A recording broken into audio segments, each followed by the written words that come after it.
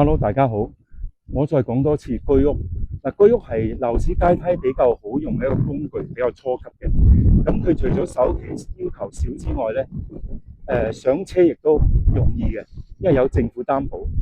咁但係咧有唔好嘅就係佢有個標籤性啦。咁居屋始終都係比較低檔嘅資產嚟嘅。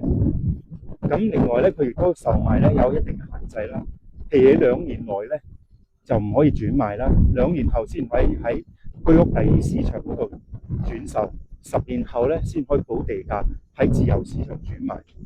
咁但係咧，如果你係依家租緊樓，又有首期咧唔多嘅時候咧，其實呢個居屋咧亦都係個好嘅選擇，因為嚟緊咧亦都好多期咧，有好多數量咧可以提供俾大家。